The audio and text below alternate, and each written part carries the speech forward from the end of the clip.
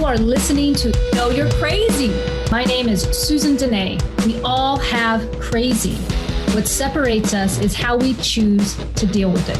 I'm going to be delivering engaging and actionable tools to own your crazy, treat your crazy, and turn it into your own superpower. I hope that you walk away from this show feeling the power and strength within you. And never forget to enjoy your journey because you are worth it. Hey everyone, welcome to the Know You're Crazy show. My name is Susan Denee, and you are listening to Emotional Recovery in the Raw. Today's show, I am going to be talking about ADHD, or is it perimenopause, menopause? Am I losing my mind? Who am I? I don't know. All of a sudden, the work projects feel overwhelming. What you were going to say vanishes from your brain before you take your next breath. The word goal is now a four-letter word and not in a good way. Does any of this resonate with you? ADHD symptoms exasperated during the perimenopause phase and menopause phase of a woman's journey are real. And yes, it can be considered another form of our emotional crazy, although not our fault. Nature is going to have its way with us, yet it is something that we get to look at if we are willing. I just think, man, where was my mom at in all of this? Looking back on my upbringing, my mom and her anxieties and sensitivities, she didn't know what she didn't know. Even back in that generation, which wasn't that long ago, we didn't have as much information on what was going on in a woman's body. Most of the medical advice for most people, I would say, for many, many years, we had male doctors. We're coming around now, but the medical institutions have been highly influenced by men. And so a lot of the remedies, although some of them have worked quite fantastic for us, have left out the key ingredient of a woman's body.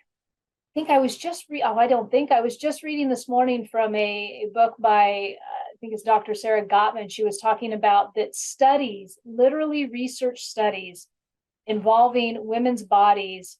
Some of these didn't even start till 2014. There were consistent studies, researchers and pharmaceutical companies have more or less dug their heels in and tested the male body. But a lot of the studies don't involve us women. Because you know why? Because we're all over the place when it comes to PMS sometimes. Is it hard to pin down? How do you think we feel? Up and down, up and down. Is it that time of the month? Is it day 20 or is it day 3? Who the hell knows? I don't know. Am I emotional because I'm PMSing, or am I emotional because I'm overwhelmed from watching the kids, from trying to work full time, from cleaning the house, from cooking the dinner? I don't know. Did I have somebody say something rude to me today? Is that why I'm feeling snippy? Or is it because of hormones? These are the questions that we get to ask ourselves. And many of us have been asking those questions since a very young age. Yeah. So as perimenopause, as we become 35 years or older, our estrogen levels begin to decline, and they decline over a period of time. By the time we hit postmenopause, which is at least 1 year after our last period, estrogen levels have declined by 65%. Estrogen is our game changer. Testosterone is the game changer for men. But estrogen is women's. Weight gain, low dopamine levels, you name it. Estrogen's the key player. Of my own personal experience over the last few years, when I got into some of my remedies, I was talking to my naturopath, and there was a remedy that she had provided that within 2 weeks, my brain fog practically disappeared. And she said, it's the estrogen. Wow, that was a tremendous turnaround in such a short amount of time. I did not realize the decline in estrogen and the impact that it has on us women and on our minds. It's like the perfect storm. Estrogen loss during all 3 phases of menopause affect several important neurotransmitters that regulate cognitive function and emotion, in turn causing some women to experience physical and cognitive changes that range from mild to severe. We do not know how to predict, the researchers do not know how to predict who will experience these impairments or why. Some of us, you'll hear, go through menopause and perimenopause completely unscathed, didn't even know it was happening.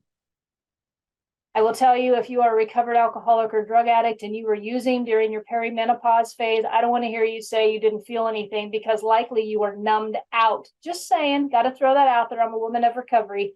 But having said that, some women do not experience the pitfalls that others of us, like myself, may experience. And those pitfalls range. The symptoms that we get range, and I'll be getting more into that. What's more is the menopause symptoms unequivocally mimic ADHD symptoms, and may even be one mechanism for adult onset ADHD. Less estrogen means lower dopamine and serotonin levels, causing the onset of ADHD-like symptoms, increased difficulty concentrating, memory dysfunction and cognitive problems, and less mental clarity. If you have ADHD, the further decrease of dopamine from your already low levels means that existing symptoms get worse and new ones pop up. When your dopamine is too low, you look like you have ADHD. You suffer from shortest attention span, you can't grab details, you just don't have enough gas moving the car. It's difficult to finish things. You avoid, dislike, and disengage in tasks that require long-term focus. Folks, I got to tell you, I have spent numerous hours researching ADHD because I myself, in these last several years, have had a newfound, I'll say, inability to focus like I used to. It's been eye-opening for me. It started at about the year, 2016, I think, about 7 years ago, perimenopause phase. Did not realize that this was going on. And like most women, juggling a lot of things all at the same time. I was in a new job role. I had new responsibilities. I was working outside the home, mentoring and coaching women. I was raising children. I'm in a marriage, you name it, trying to get to the gym. You know how we do. We do all kinds of stuff. We're crazy. But I'd go to work, and being a top performer and producer for my entire life up to that point, suddenly I couldn't put two thoughts together. I was trying to put the pieces together. Not once did I ever consider back then that my body was declining in hormones or estrogen. I hadn't got there yet. I had just started to realize that the women that I was coaching and mentoring at that point of my journey were having problems that didn't seem related to the deep emotional work that we had already been through. It was like something wasn't sitting right. And so I began to research menopause, and I began to research hormones. I always desired to research these things, but that kind of kickstarted it was from the result of working with the women. But I myself was in it and didn't even realize it. And so I'd be trying to put together a project at work or orchestrate something, and I could not, for the life of me, perform like I used to. And as I go forward and I start talking about the different symptoms, and I start talking about some of the struggles that you may be experiencing, as I will be sharing my story, along with some of the stories of the women that I work with, this may resonate with you. And hopefully before the end of the show, I'll be providing you with some solutions and some ease of mind about some things that you can do to help this. And maybe it's just perimenopause or menopause and you're not ADHD at all. But this is a thing, and it is real. And I hate to see that we suffer for any extended period of time because we are not realizing that something that is going on in the neurotransmitter of our brain or physiologically within our body can have treatment that can create an entirely different experience for us. The days of women needing to suffer past the expiration date are gone, folks. They're gone. And I just have to say, if you are in a belief system that you do not believe that these type of solutions are possible for you, or if you are still believing that it's just a matter of digging my heels in and trying harder and mustering, drop those patriarch beliefs. It ain't like that no more. There are solutions out there. A little bit of education, a little bit of compassion and empathy for yourself, a little bit of open-mindedness, and you too can go through these difficult transitions in life. And they're only temporarily difficult when we apply some solutions that help us. We no longer need to suffer beyond an expiration point because we think that that's just what we're supposed to do. We don't have to, executive up and be the tough one all the time. I've told the story many times. I remember my male boss telling me, "You're emotional, Susan." At the time, I had no idea what an insult. I kind of felt the insult, but I didn't quite recognize the depth of that comment. Because I wasn't showing up firm and executive-minded and non-emotional as he perceived should be, I was somehow being judged because I was expressing emotions or feelings at work. And I was a top producer, folks. I mean, this was, and as I looked around that office and I thought, your top producers in this office are all emotional. We're passionate, we're emotional, we have opinions, we care, we like to express. And so if this is you and you'd like some change in your life and you're someone in the 35 plus year age or even older, and you're wondering, why am I lacking so much focus? Why do I feel like I'm tipping over? Then I hope you stay tuned for today's show, because this is exactly what I'm going to talk about. Because the lack of menopause, or the lack of hormones that we are experiencing during menopause, has a significant impact on our physiology and how we show up in the world. And we don't need to suffer from it. Now, even as I look at my own kids and I think about hormones and I think about fluctuation and what can be done today with natural supplementation or Western medicine, medication, whatever works for you, there are solutions that can now be had that we don't have to wait as women for that much longer. And I would just throw a little bone out there to the men. The testosterone declines in years also. I am married to somebody who is going through his own journey with that. And believe me, there are medications and natural supplements for men to bounce back. So if you are a man in your later, 40s, 50s, 60s, and suddenly the energy levels have declined and you don't have as much bounce back as you used to, and you realize that you're gaining weight a little bit more than you'd like to, and you are sluggish more than you are active, it might be worth getting some things looked at in your hormones, specifically testosterone, to find out if there's something that you can do to help bounce back a little bit, because men don't have to suffer either. But I specialize in women. That's who I work with primarily, unless I'm coaching couples. So I'm going to kind of stick to the, perimenopause, menopause phase. All right. So if any of that interests you today, stay tuned, because I'm going to take a short break. And when I come back, I'm going to be diving into more of the low estrogen symptoms, what happens within us. And then I'm going to dive into some ADHD feedback. What are the symptoms of that? And then before the end of the show, of course, I'm going to jump into solutions for you. So be back soon.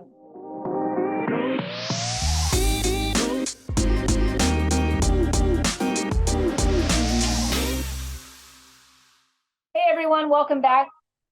This is Susan Denee, and you are listening to the Know You're Crazy show.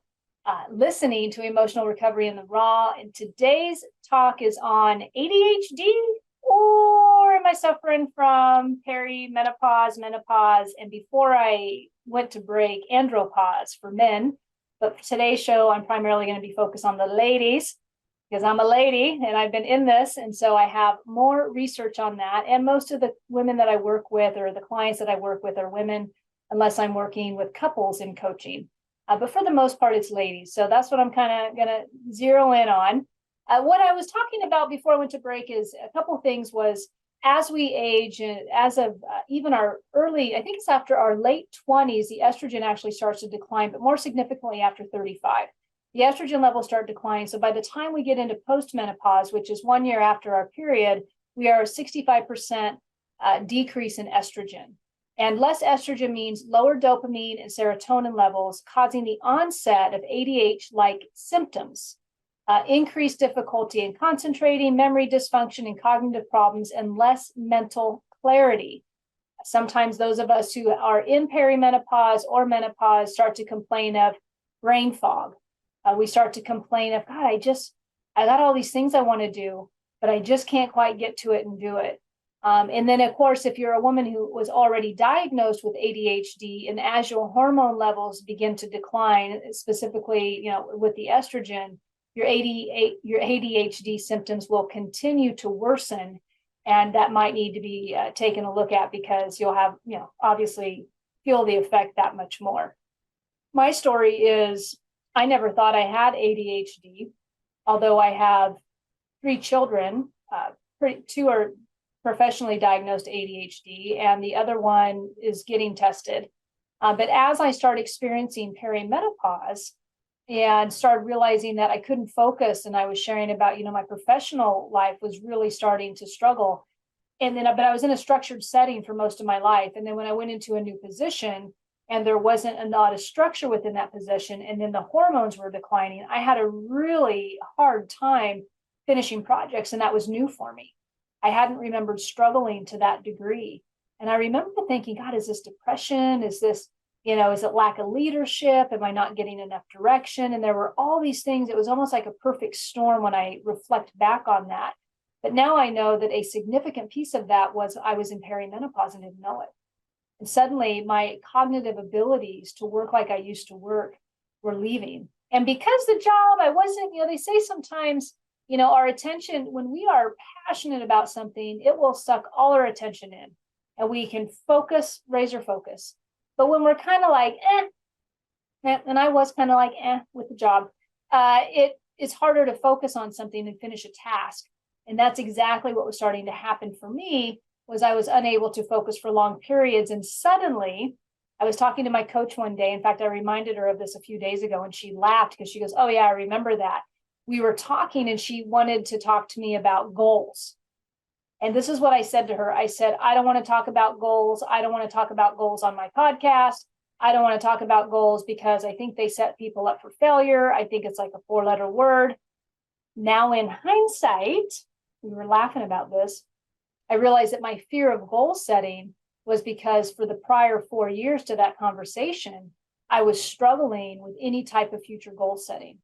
I can get the immediate done if something immediately needs done, if the kids need fed, if the doctor appointments need set, if the elderly mother needs taken care of, if the vet appointments need set, if the house needs cleaned. Do you hear me? Like all the short-term things, I'm like a squirrel, just squirrel distraction, but I'll get it done because it's short-term. As soon as there's long-term planning, the uncomfortableness kicks in, the overwhelm kicks in. And for a long time, I would confuse myself and really start, wanting to maybe get into the psychobabble of it, like, oh, I'm overwhelmed. What am I scared of? No, literally, the dopamine levels are so decreased and the estrogen level have taken such a dive that there's an inability to successfully plan future goals, or at least the skill set needs to change to set those future goals, right? So you can still set the future goals, but now it's not going to be like the old self and how it used to come maybe easily for you. Now there has to be a significant step process involved in order to get you there.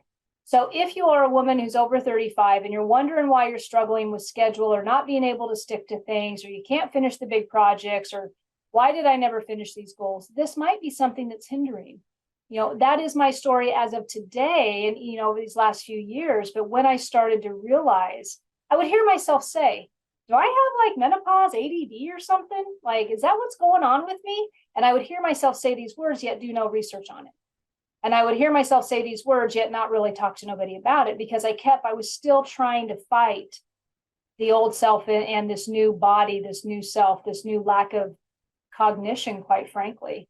Still kind of believing this couldn't happen to me, until I finally am accepting that, this is something I need to seriously look at. Because although I've had shows on this about bioidentical hormone replacement, and really this is a whole journey of exploration for me, and hopefully it is for you too if you're in this phase of your life. But what's happening is, now that I'm understanding, there has to be more solution to this piece of the puzzle. so that I can focus and live my life. Because I don't know about you, but there's days where I'd like to believe I'm just getting started. But getting started in this body at this age with this life experiences mean that I need to be able to adopt a new way of doing things. And that's what I'm hoping to convey to you today, that it might be time to adopt a new way of doing things and looking at life a little bit differently. You know, old ideas do not give us new experiences. New ideas are going to give us new experiences, and that's where the focus should be. And so it's about getting uncomfortable in our own skin and really asking the questions, what do I not know that maybe I need to know in order to, in this situation that I'm talking about today, to better fuel my brain, to fuel my body, so that I can be the most successful person for me personally, so I can live my highest self for the next 40, 50 years, right? For the next 40, 50 years. So less estrogen in menopause means lower dopamine, lower serotonin levels. We will begin to have ADHD symptoms. Okay, we can't focus. Estrogen is the hormone responsible for the sexual and reproductive development of girls and women. Estrogen also modulates functioning of many psychological important neurotransmitters. I've talked about dopamine, which plays a key central role in ADHD and executive functioning. Acetylcholine, which is implicit in memory, and serotonin, which regulates mood. So when I say estrogen is a game player for us, it's a major game player for us. And so when you are operating on 65% less estrogen, I don't care. I work with women all the time, like, oh, I haven't had my period for years, or, oh, I had a hysterectomy, or, oh, I had this, I had that.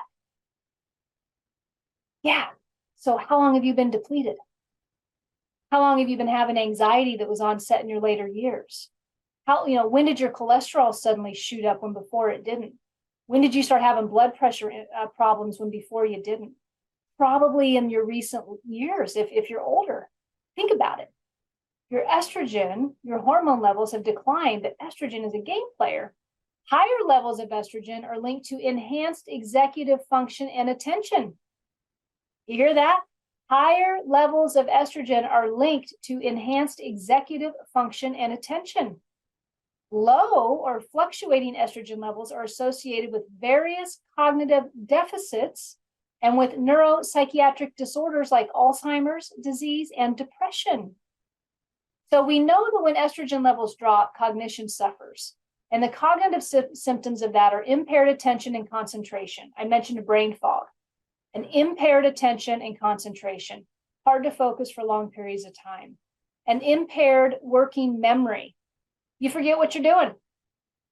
You might resonate, went into the room and forgot what I was supposed to bring with me or why I went into the room, but that happens a lot more when you start having an impaired working memory based on lack of estrogen.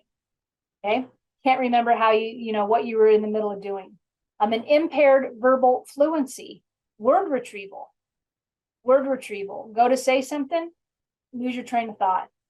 Can't find the word that you're wanting to use to describe something. I was doing some work with somebody recently over Zoom, reading from a book, and I was having a hell of a time reading.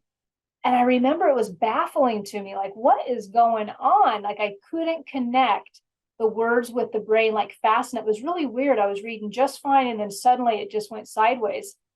And I thought, I'm glad I'm looking into this stuff. An overall impaired executive functioning, so anxiety.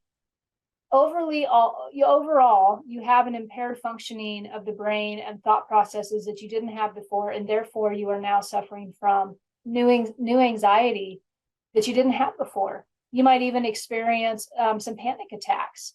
A fear may set in because you don't understand what's going on. And, I talked about the postmenopause and the 65% decline, and then you have, perimenopause, which is the stage that I first mentioned when periods become irregular. They're in duration, they're short versus long, the flow is heavy versus light, but have not yet stopped. The median age for perimenopause is 47, and it can last 4 to 10 years.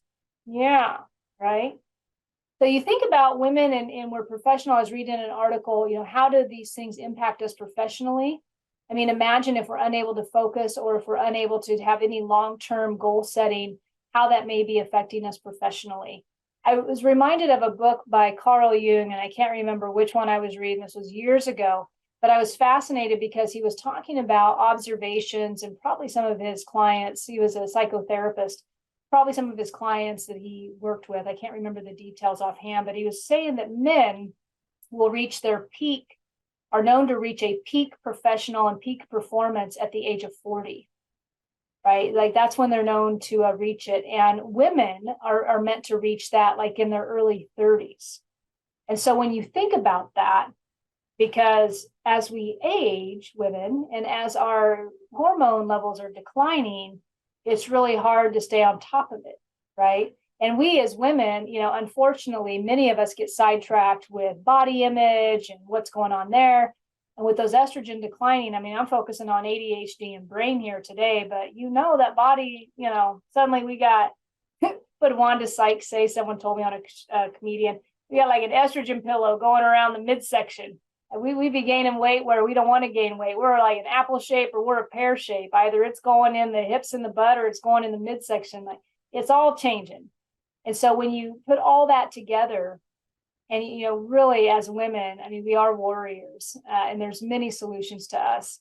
And so what are the symptoms? So if you're wondering, okay, Susan, all right. So we got it. Low estrogen. We got it. Serotonin. Okay. What are the symptoms of ADHD?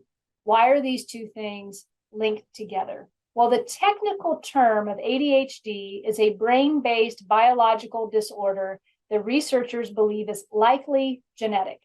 They believe the gene involved in creating dopamine, a chemical that controls the brain's ability to maintain regular and consistent attention, could be tracked back to ADHD.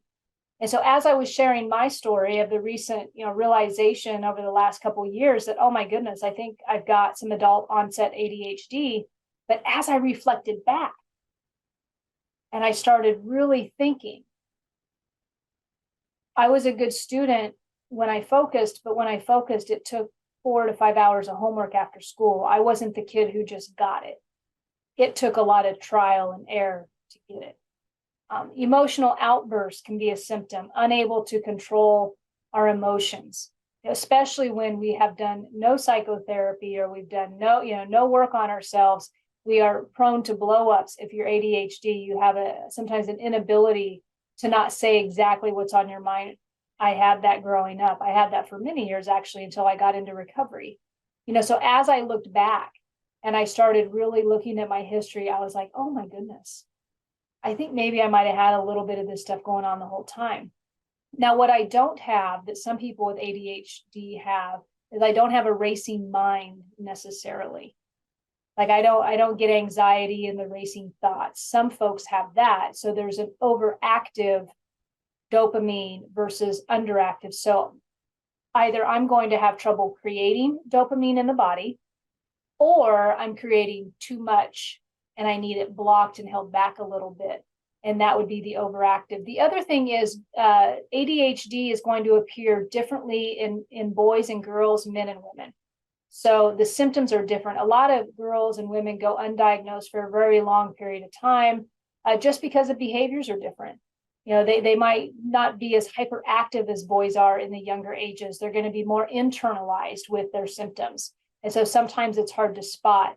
And there are diagnoses that go along with ADHD. Like the further I got into this, the more I started to understand how many disorders are connected to ADHD that we don't even look at, like dyslexia can be connected. So where the root of it is ADHD, to treat that, it can actually, once it's treated, help in all these other areas. So quite fascinating, really. But so to continue on with the ADHD, so performance may be poorer when there are lower levels of estrogen and higher levels of progesterone, such in a couple of weeks after ovulation and before menstruation. This fits with what many women with ADHD report. Anecdotally, their attention is better before ovulation and can worsen after. So if you're somebody who is still menstruating and you have some of these symptoms, ADHD, that's a sign for you that their attention may be better before ovulation and can worsen after. So understanding the inattention symptoms. I'm going to dive into this a minute. I got going so fast here, I didn't realize how much. Okay, I'm going to keep going. All right, understanding the inattention symptoms. Poor persistence towards goals. Tasks in future can't sustain action attention over time. Poor persistence towards goals, tasks in the future cannot sustain action attention over time. That's that goal setting stuff I was talking about. That's that overwhelmed feeling we may get when thinking, am I going to, plan something in the future? Recoiling at the idea of business planning, as someone very close to me would tell me for years, knowing that something big was coming up and just didn't want to deal with it. That was another thing I got to look at when I started reflecting back. I have had resistance in some of those areas, wanting to sit down with certain planners or something, be like, nah, full circle moment here. All right, distractible. You are distractible. You're unable to resist attention to irrelevant internal and external goals. I like to say this, we squirrel. So we're distracted. You can be distracted if you got ADHD. It's like, what's the shiny bright thing over here? And then you go do it. I joke with my husband sometimes. We'll be ready to leave the house. Like, okay, we're going to leave right now. And then every time he'll find like 4 things to do before we leave. And I just know this about him now. So I'll be like, well, I'll look at my watch and I'll say, well, I think I would like to leave in 5 minutes. So sometimes I'll tell him early just because I know he's going to have to like let the dogs out, and then he's going to have to pick up some things like squirrel. It's just, it happens. I was in the car with my daughter the other day, who's also diagnosed ADHD, and we were talking, we started laughing because we were having this great conversation, and then I forgot what I was going to say, and she forgot what we were talking about, and we both had to sit there and wait until the thoughts came back. And it was like, okay, I think we're having an ADHD moment right now. Yeah. All right. Another thing, deficient task re-engagement following disruption. This one was huge when I was working and in that new marketing director position and trying to focus on tasks at hand. Because, when you are a superior at work, sometimes you get interruptions. People are coming into the office. You might have emails coming at you. You might have somebody calling you on the phone, interruption after interruption after interruption. And I think there is a stat out there for anybody that once you get interrupted, sometimes it can take up to 20 minutes to just get back on focus. But I'm like, wow, that is extremely challenging for somebody with ADHD or just poor attention, because the inability to re-engage after being disengaged, it's almost impossible. It's almost like I would get to a point and we can get to a point where we just give up and be like, oh, I'll just deal with it later. And then adds to the procrastination, right? Impaired working memory with daily activities, forgetting what needs to be done. So that's that impaired working memory that I talked about earlier. There's a list to be done. You know you were going to do something, but now you just lost it. You can't remember. So you have an impaired working memory, and it's your daily activities. It's your, going into the other room to grab something and no idea why you went in there. It's, I was going to do something today, but I just can't quite put my finger on it. And for somebody with ADHD, or maybe somebody with perimenopause who is suffering from some of these symptoms that we go through, that's going to happen more often than somebody who doesn't have those same things going on. Diminished self-monitoring, inability to hold our tongue. Outbursts can happen, just an inability to really self-monitor. Now, some of these are also for individuals who really, like, I've been in self-analysis or self-work and all that for many, many years now. I'm very in tune with my behaviors. I'm in tune with when my behaviors are not so good. I'm in tune with when my behaviors are really good. It's one of the reasons why I'm so in tune with what's going on with my body. I'm very in tune with things because I've been working at it for a while now. I've been working with other individuals and helping them discover it about themselves. I would probably say for me, I do not have a diminished self-monitoring. If anything, being a recovered alcoholic and recovered drug addict, I need to watch not looking at me too much, right? No need to go too self-centered. But for somebody who is, oblivious and hasn't quite connected the dots yet, they will have a diminished self-monitoring, just not quite aware. Don't find the connection. Behave before they think. Behave before they think. The feeling of overwhelm can be another symptom. This is that, a lot of things to do on the list and looking at all of it and it feeling really big. Overwhelmed to the point of paralyzation. This can be another symptom. Somebody who you're speaking with who interrupts a lot. You ever have somebody who chronically interrupts you? chronically interrupts you, can't get a word in edgewise, you might have something else, or they might have something else going on there. Continuous talking and inability to self-regulate conversation at times. A lot of just nonstop talking, just super focused on a conversation and loses the ability to read the room and just keeps talking. Like they don't get quiet. So those are a couple symptoms of ADHD. I think the best thing I resonated with, and so if you're still hanging in there with me, I think this phrase, out of all I researched and found, this doctor put it best. He said, ADHD disconnects the knowing part of the brain from the performing part of the brain. ADHD disconnects the knowing part of the brain from the performing part of the brain. The lack of dopamine inhibits the go part of the knowing. Totally related to that when I read that. Totally related to that. So there may be a couple things going on, and it may be time to take a look at it. If any of these lack of focus things resonate with you, if you're getting older and the body's doing something different, cognitively, you don't feel like you used to feel, you're wondering, what are a couple things I can do? Well, I've got a lot of solutions coming your way. What I'm going to do is I'm going to take a short break.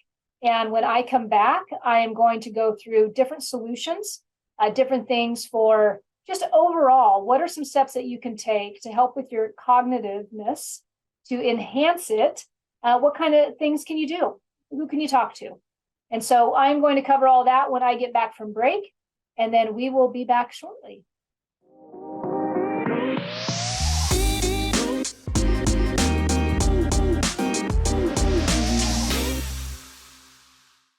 Hey folks, Susan Denee, back to the Know You're Crazy talk show, where you are listening to Emotional Recovery in the Raw. And today I'm talking about, is it ADHD or is it perimenopause? Is it lack of hormones? Why can't I focus? What is this brain fog all about? If you've been with me for the whole show, then you've heard me talk about estrogen declining with age, different things our body does, talked about ADHD symptoms, the similarities between, brain fog and perimenopause, along with just short attention spans, not being able to focus for long-term goals, feeling of overwhelm, just the cognitive part of us that starts to decline.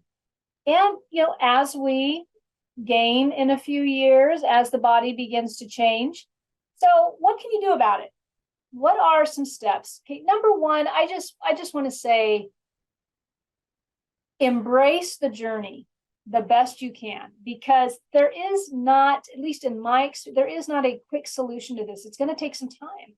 My body didn't get to where it did overnight, and it's going to take time to find solutions that are going to work over time.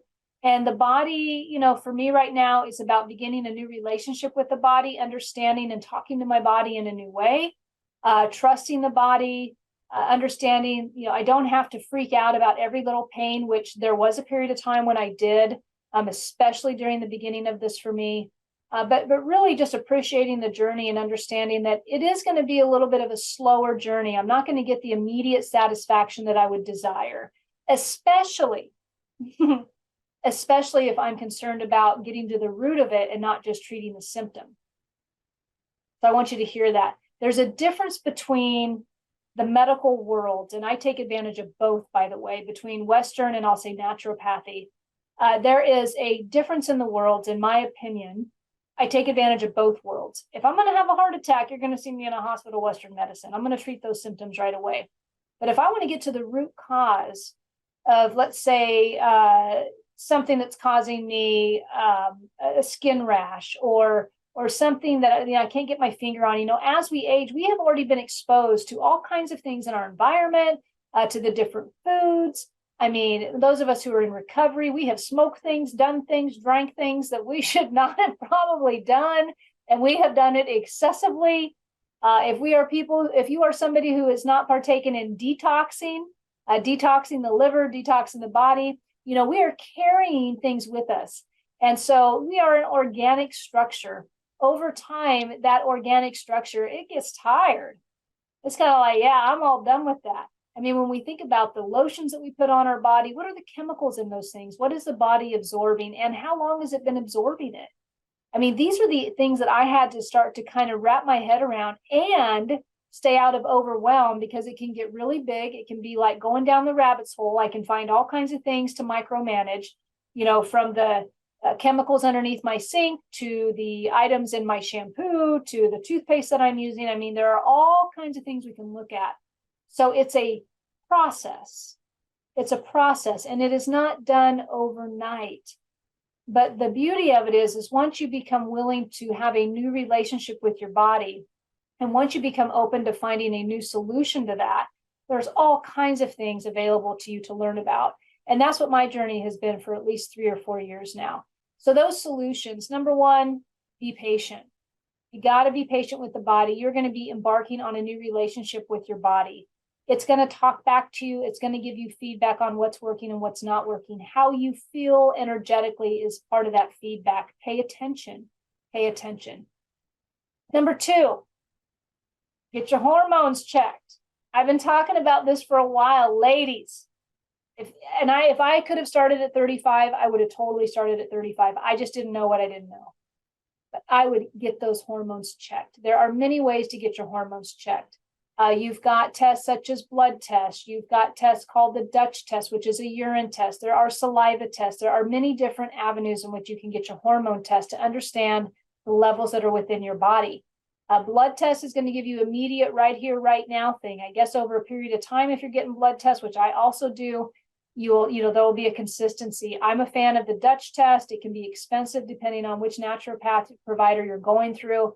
But the Dutch test is a urine test. It takes urine test over 2 to 3 days, different times of the day. Morning, it gives you not only feedback on progesterone, testosterone, estrogen. It's DHEA, which is a friend of testosterone. It's your cortisol levels, your morning cortisol, your evening cortisol. It just gives you so much fantastic information. I'm a huge fan of it. It's a nice detailed report that you get after you take it. That has been like that, and blood work for me is what's worked well. But get your hormone levels tested and find out where you are at. Find out where you are at. And also, I had to really pay attention to the feedback the medical provider was giving me, no matter what world I was in, because sometimes I would get completely shut down, like they had no clue, even from women doctors. Just like, didn't even want to talk about it. They would just want to give me an antidepressant. Beware of when you go in to talk about these things, if you're talking to a doctor who immediately wants to give you an antidepressant, that there are other solutions before you have to go down that route. Not saying you might not have to go down that route. You might have to. But just be aware that if the hormone levels can be increased, that some of those side effects will go away for you. So some of the hormones that I would have tested, or I do get tested, are estrogen, progesterone, testosterone, thyroid levels, DHEA, especially if you've never been diagnosed with ADHD or you haven't had them checked and you're having attention issues and you're over the age of 35, would definitely get these hormone levels checked. Number two, research. Become your best advocate. Become a self-advocate for you. Understand that your body is going to be different. Like, for example, my husband and I right now are doing keto, and I'm going to be doing a modified keto because a man does fantastic on keto, by the way. We both believe in fiber and adding some vegetables and things like that in there, but he can drop weight at a much faster pace than I can because the muscle mass in a man is, I think, like twice that, or maybe 3 times out of what a woman is. And so where my diet of keto is going to be modified with a little bit more fiber, different carbohydrate cycling, like that type of thing. So just be aware, your body is unique to you. Nobody else has your body but you. And so understanding that and appreciating that, do your research, become a geek when it comes to this, because there's so much good information online, so many great things online to learn about. So understanding your symptoms, keep a log. What are the symptoms? What am I feeling? And comparing them when you get into the attention deficit, just pay attention. Pay attention. When am I losing focus? What am I finding that's overwhelming? Reflect back. If you've been tuning into my show, I'm a big proponent of reflection. Take a moment to pause and reflect back. What is working for you? What is not working for you? When do I feel cognitive decline? Am I good in the mornings, but then I go at night? One of the things that came up in my research was understanding if your circadian rhythm has changed with age. You know, a lot of us can be morning people, but then as we age, the body's like, no, I like staying up at night now. And you might find yourself sleeping better with later in the night versus going to bed early. So paying attention to those things for you and what's going on with your body, because they may not look like your partners or they may not look like your friends. It's going to be unique to you. Next is medications. Okay, so what are we going to do? So there's a couple different things. Okay, number one, on ADHD medication types, I was listening and following, and this was a fantastic referral from a psychiatrist friend of mine. It's a PhD, Russell Barkley, and I think he was out of the Virginia University. I think he just recently retired, but his YouTube channel has fantastic information on ADHD, medications, different forms. So these are just a couple that I'm going to list out. Keep in mind, I am not a doctor. I'm not a professional. I'm simply reporting what I have researched. I want to make sure that's clear. Dopamine agonist, stimulants. So this is when you get into treating ADHD with methamphetamine or amphetamine. You know, you need a little kickstart to the dopamine. You know, you don't overproduce it, you underproduce. You need a kickstart. That's my comprehension. Then you got your reuptake inhibitors. I'll just say that. So those are the ones where I think we're slowing down the dopamine release. So remember the racing mind, the anxiety mind, the overthinking mind. This is what's going to slow that down so that someone can focus better. Once again, keep in mind, these are my terms, layman terms. And then you've got a third type, which is just your extended release medications, which I believe might be able to treat both types of those first two ADDs. Point is, there's a lot of medication options out there. If it's something that you think you're going to need treatment for, I encourage you to research the medications online. So much good information, and find out what sounds good to you and what you think you align with before you get to a doctor and ask them to go ahead and just tell you what you align with. You hear that? Have an idea of your own symptoms and have questions ready before you let a doctor tell you. All right. A lot of times we're going into Western medicine, physician's office, and everybody's got great intentions. I'm not trying to badmouth anybody, but they are not psychology. They're not, they don't have doctorates in psychology. They're not psychiatrists, yet they're giving out meds for the head. And so just be aware that you do have to be your own advocate, especially when we're talking about the brain. All right, next, natural approach, which is going to be my first go-to.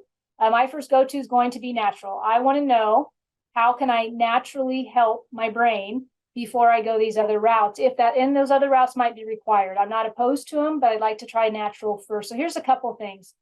In my research in dealing with low dopamine levels, attention deficit disorder, I did a lot of my research under Dr. Daniel Amen in his clinics, which is he's got great information. He has a great 2014 YouTube video, where he is giving six or seven types of ADHD. Eye-opening for me, especially since I've raised like 5 kids with ADD. Eye-opening for me. So great videos from 2014. It's not his current stuff, but he goes, it's a great thing to watch. I think he's talking in Seattle, ironically. So I would recommend, if you're wanting to find a place for more of a natural approach, and he is a proponent of both if necessary. He likes natural first and then medication if necessary, but he's fantastic. Green tea extract. That was one of the things that I researched and found out. So these are a couple of natural supplements that may help. Green tea extract, rhodiola, ashwagandha, vitamin D3, fish oil, krill oil. So those are some of the supplementations that are mentioned as far as really helping the brain. I don't know how many naturopath professionals online that I have listened to, between, I think it's Dr. Sarah Godfrey, Dr. Daniel Amen, my own naturopath, Nushin Darvish, about supplementation and the importance of it. So do your research on it to find out if it's what you're comfortable with. But the brain stuff, those are the top 5 or 6 that I found that's really helpful. Another natural thing that will help with ADHD or attention problems, depending on where you're at, exercise. Yeah, I'm running out of time here, so I'm going to make this quick, folks. I always run out of time, and I got to make it quick. Okay, I just get going. I love the solution piece, though. Elimination diet, vegetables, fruit, lamb. Is it the food? Protein intake, up it. Eliminate gluten, corn, soy, sugar. I know this can feel really overwhelming. Minimizing your processed foods. You want higher protein, simple carbohydrates. Sleep. How's your sleep doing? I mentioned that, neuroback feedback, bright light therapy. I will end with this and then we'll wrap it up. Bright light therapy shown to help with mood, focus, and sleep. 30 minutes in the morning, get a bright light therapy lamp that has it says 10K lux, L-U-X, or blue light at certain levels in the AM is good for you and will help support your focus. All right, so much more to be said on this topic, but my time is up. And I would just like to say, if you are somebody who is struggling with focus and you're really wanting to change it up for your life, be patient. It's a process. The body's changing, you're changing. Do your research, talk to other people, see what good stuff's out there for you. And just appreciate the body and realize that there are a lot of natural solutions, but you are the key. You're the key person. Nobody's going to change it but you. You got to make your mind up and do something about it. But I will say that the lack of focus, all of that can go away for you. At least I'm going to make it go away for me. I don't know what you guys are going to do. All right. So that's it for Know Your Crazy Show. I hope you guys enjoyed it, and I will see you next week. Take care. You have been listening to Know You're Crazy. Crazy. And my name is Susan Denee. We are identifying, understanding, and treating your crazy one episode at a time. Tune in to transformationtalkradio.com. To connect with me or Growth Spurt Your Life, please visit susandenee.com. That's Susan Denee, DENEE.com.